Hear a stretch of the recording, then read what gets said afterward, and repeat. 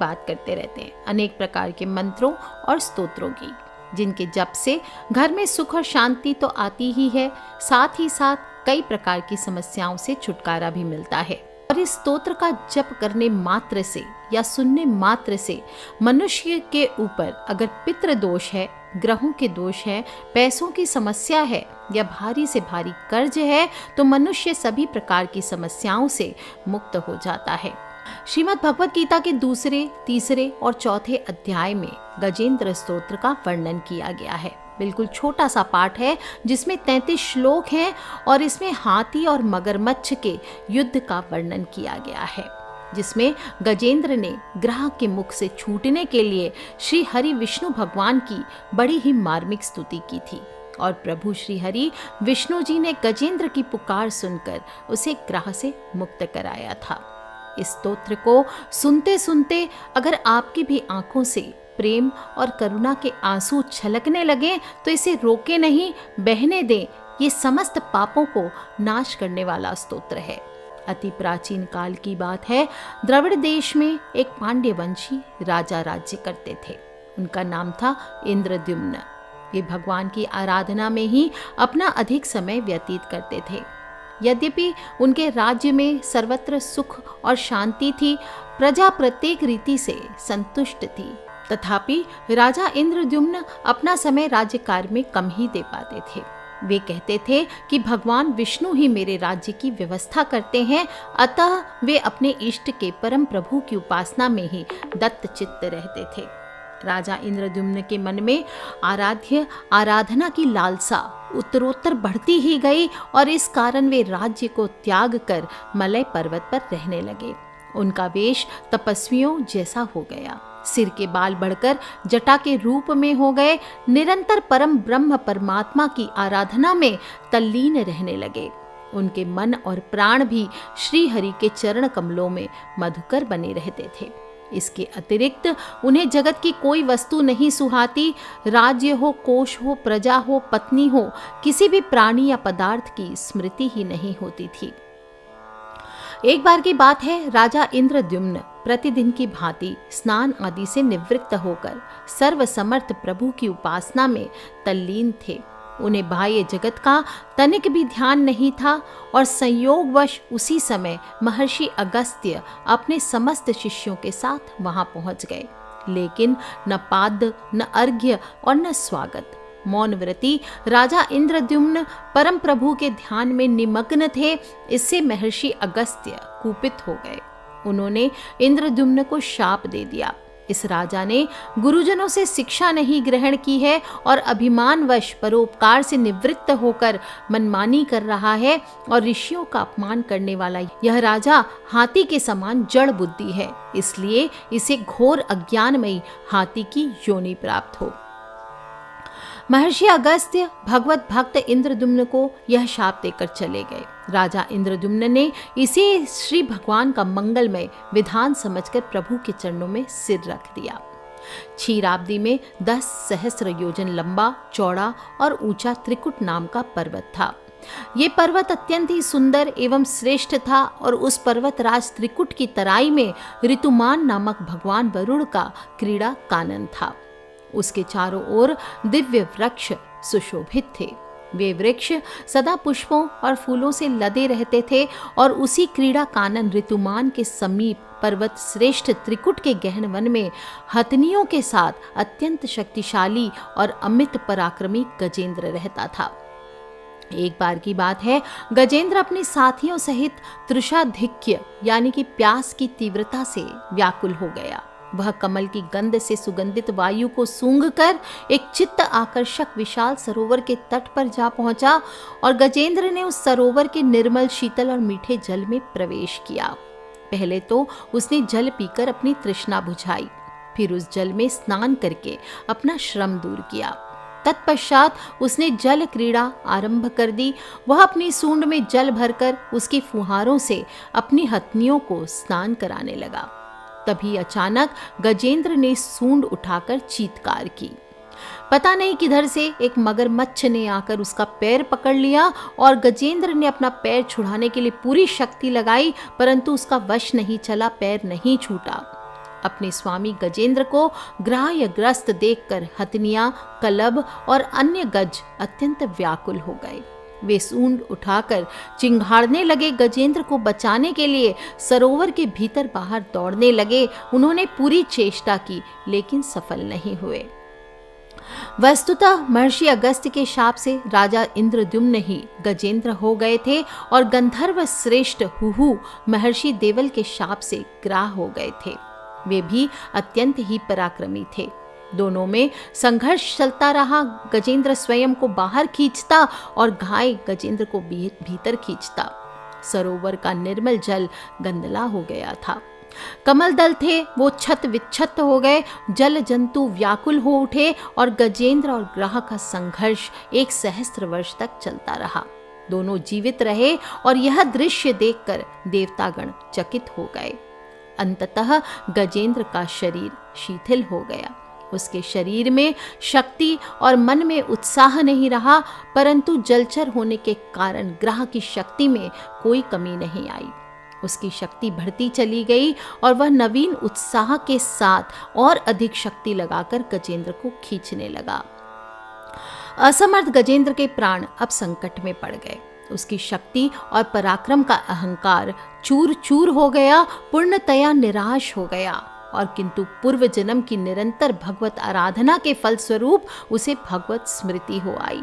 उसने निश्चय किया कि मैं कराल काल के भय से चराचर प्राणियों के शरण्य सर्वसमर्थ प्रभु की शरण ग्रहण करता हूँ। और इस निश्चय के साथ गजेंद्र ने मन को एकाग्र कर पूर्व जन्म में सीखे श्रेष्ठ स्तोत्र द्वारा परम प्रभु की स्तुति करने लगा। नाथ कैसे गज को फंद छुड़ाओ, यह आचरण माही आओ। गज और ग्राह लड़त जल भीतर, लड़त लड़त गज हार्यो। जौ भर सूंड ही जल ऊपर, तब हरि नाम पुकार्यो। नाथ कैसे गज को फंद छुड़ाओ, यह आचरण माही आओ। शबरी के बेर सुदामा के तंदुल, रुचि रुचि भोग लगायो। दुर्योधन की मेवा त्यागो, साग विधुर कर खायो। पैठ पाताल काली नागनाथ्यो, फन पर निरत करायो। गिरी गोवर्धन कर पर धार्यो, नंद का लाल कहायो। नाथ कैसे गज को फंद छुड़ाओ, यह आचरण माही आओ। असुर बकासुर मार्यो, दावा नलपान करायो। खम्ब फाड़ हिरण्य कुश मार्यो, नरसिंह नाम धरायो। अजामिल गज गणिका तारी, द्रौपदी चीर बढ़ायो। पय पान करत पूतना मारी, कुब्जा रूप बनायो। नाथ कैसे गज को फंद छुड़ाओ, यह आचरण माही आओ। कौरव पांडव युद्ध रचायो, कौरव मार हटायो। दुर्योधन का मान घटायो, मोहि भरोसा आयो। सब सखियां मिल बंधन बांधियो, रेशम गांठ बंधायो। छूटे नहीं राधा का संग, कैसे गोवर्धन उठायो। जोगी जाको ध्यान धरत है, ध्यान से भजी आयो। सूर श्याम तुमरे मिलन को, यशोदा धेनु चरायो। नाथ कैसे गज को फंद छुड़ाओ, यह आचरण मही आओ। श्री शुक्र जी कहते हैं कि अपनी बुद्धि के द्वारा पिछले अध्याय यानी 2 और 3 में वर्णन किए गए रीति से अपने मन को नियंत्रित करके और भगवान को अपने हृदय में स्थिर करते हुए गजराज अपने पूर्व जन्म में सीखकर कंठस्थ किया हुआ सर्वश्रेष्ठ बार बार पढ़ने और सुनने लायक इस स्तवन का मन ही मन पाठ करने लगे। गजेंद्र कहता है, ओम नमो भगवते तस्मै यत् एतच्चिदात्मकम् पुरुषाय दी बीजाय परेशाया भी धीमहि। गजेंद्र ने मन ही मन श्री हरि को ध्यान करते हुए कहा कि जिनके प्रवेश करने पर, जिनको प्राप्त करने पर हमारा शरीर और मस्तिष्क जागृत हो जाते हैं, ओम शब्द द्वारा लक्षित और पूरे शरीर में प्रकृति और पुरुष के रूप में प्रवेश करने वाले उस सर्वशक्तिमान देवता का मैं मन ही मन स्मरण करता हूँ, जिनके सहारे ये पूरा संसार टिका हुआ है, जिनसे ये संसार अवतरित हुआ है, जिन्होंने प्रकृति की रचना की है और जो खुद को उसके रूप में प्रकट है, लेकिन इसके बावजूद भी वो इस दुनिया में सर्वोपरि हैं, श्रेष्ठ हैं। ऐसे अपने आप और बिना किसी कारण के भगवान की मैं शरण में जाता हूँ। अपने संकल्प शक्ति के बल पर अपने ही स्वरूप में रचित और सृष्टि काल में प्रकट एवं प्रलय में अप्रकट रहने वाले इस शास्त्र प्रसिद्धि प्राप्त कार्य कारण रूपी संसार को जो बिना कुंठित दृष्टि के साक्ष्य रूप में देखते रहने पर भी लिप्त नहीं होते, चक्षु आदि प्रकाशकों के परम प्रकाशक प्रभु आप मेरी रक्षा करें। बीतते गए समय के साथ तीनों लोकों और ब्रह्म आदि लोकपालों के पंचभूत में प्रवेश कर जाने पर और पंचभूतों से लेकर महत्वपूर्ण सभी कारणों के उनकी परम करुणा स्वरूप प्रकृति में मग्न हो जाने पर उस समय दुर्गेर और घोर अंधकार रूपेण प्रकृति ही बच रही थी। उस अंधकार से परे अपने परम धाम में जो सर्वव्यापी भगवान सभी दिशाओं में प्रकाशित होते रहते हैं, वे भगवान मेरी रक्षा करें। विभिन्न नाट्य रूपों में अभिनय करने वाले और उस अभिनेता के वास्तविक स्वरूप को जिस प्रकार से साधारण लोग नहीं पहचान पाते, उसी तरह से सत्व प्रधान देवता और महर्षि भी जिनके स्वरूप को जान नहीं पाते, ऐसे में कोई साधारण प्राणी उनका वर्णन कैसे कर सकता है। ऐसे दुर्गम चरित्र वाले भगवान मेरी रक्षा करें।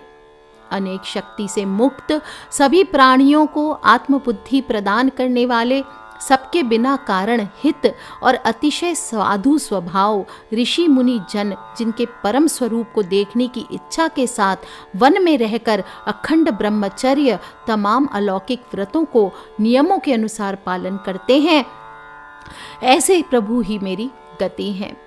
वह जिनका हमारी तरह ना तो जन्म होता है और ना जिनके अहंकार में कोई भी काम नहीं होता, जिनके निर्गुण रूप का ना कोई नाम है ना कोई रूप है, इसके बावजूद भी वह समय के साथ इस संसार की सृष्टि और प्रलय के लिए अपनी इच्छा से अपने जन्म को स्वीकार करते हैं।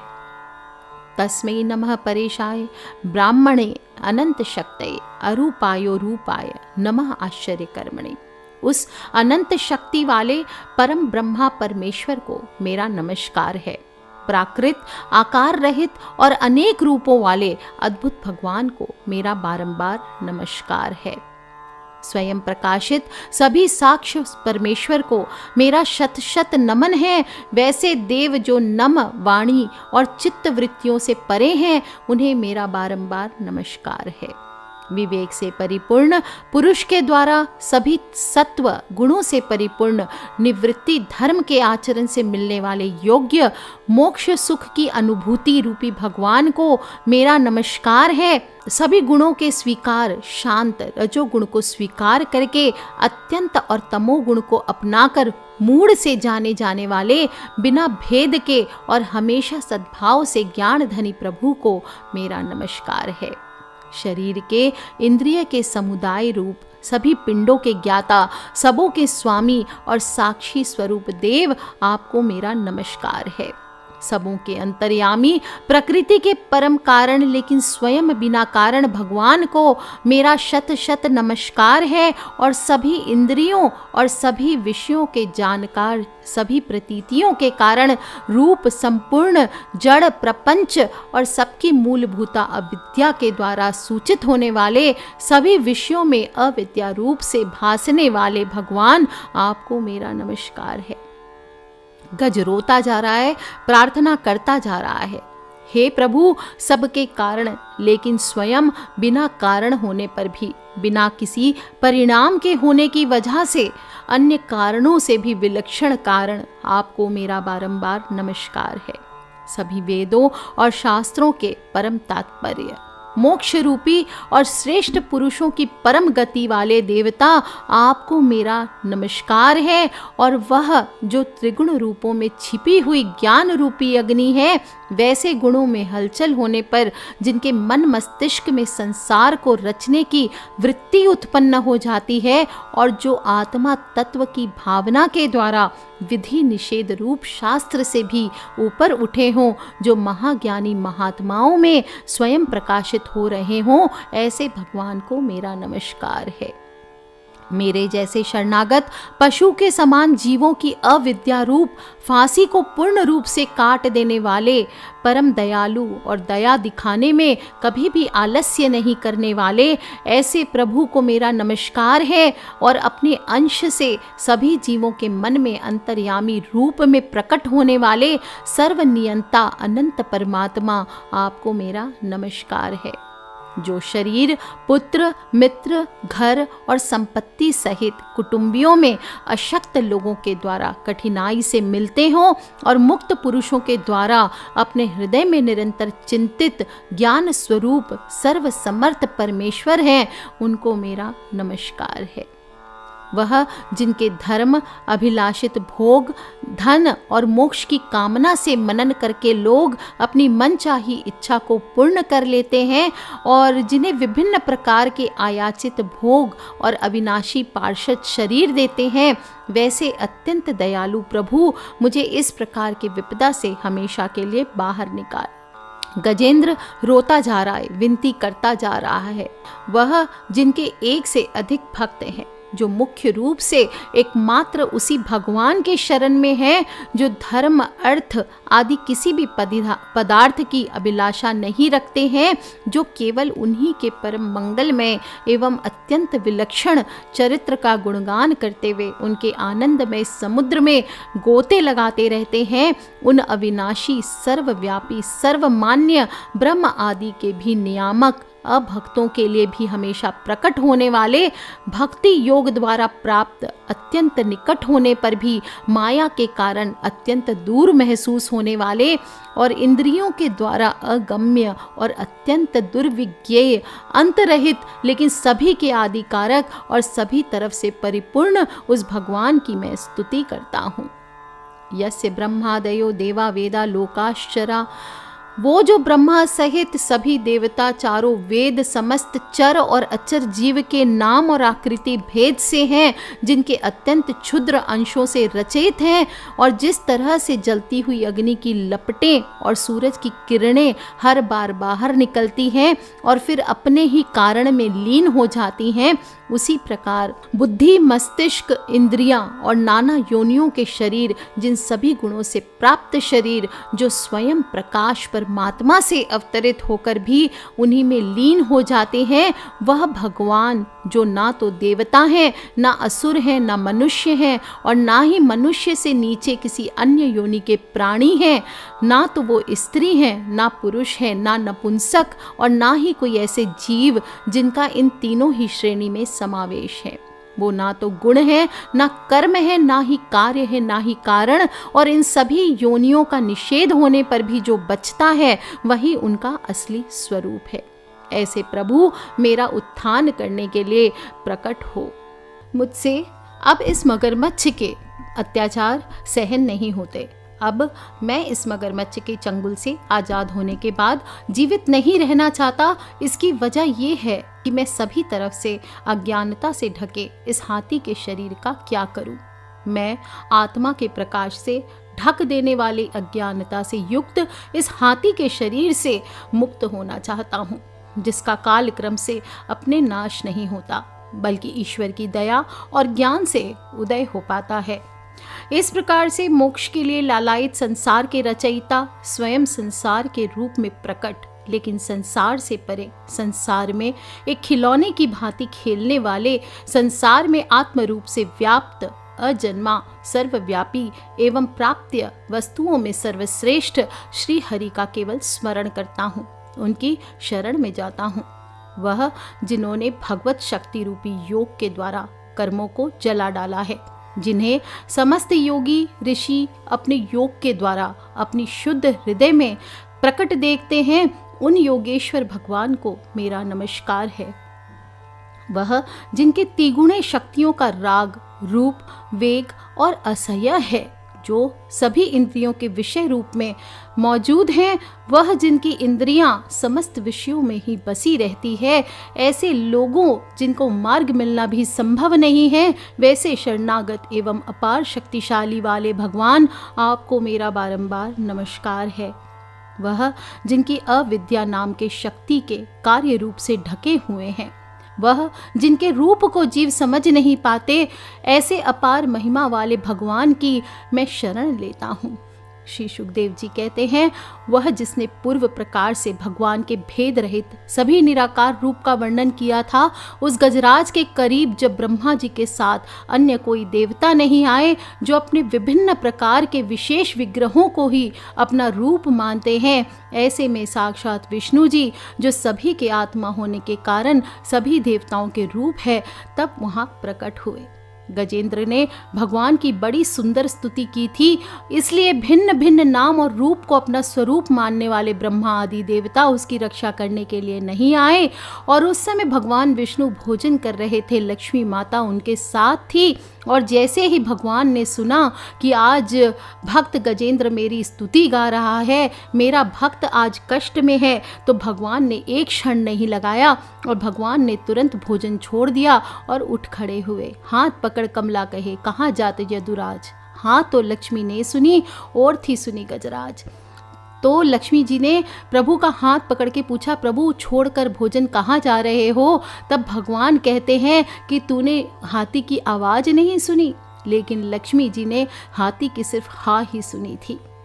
सब कुछ छोड़ छाड़ के गजराज को इस प्रकार से दुखी देखकर और उसकी पढ़ी गई स्तुति को सुनकर चक्रधारी प्रभु तुरंत ही वेग वाले गरुड़ की पीठ पर सवार होकर सभी देवों के साथ उस स्थान पर पहुंचे जहां वह गज था।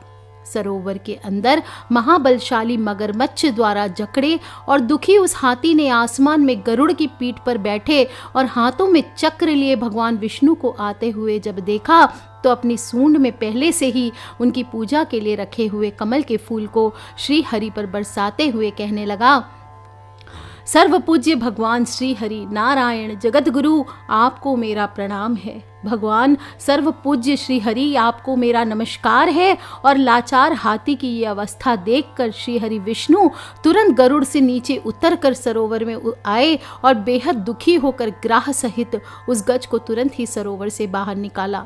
देखते देखते अपने चक्र से मगरमच्छ के गर्दन को काट दिया और हाथी को उस पीड़ा से बाहर निकाला। उस समय ब्रह्मा, शंकर आदि देवता, ऋषि, गंधर्व श्री हरि भगवान के इस कर्म की प्रशंसा करने लगे और उनके ऊपर फूलों की वर्षा करने लगे। बोलिए श्री विष्णु भगवान की जय।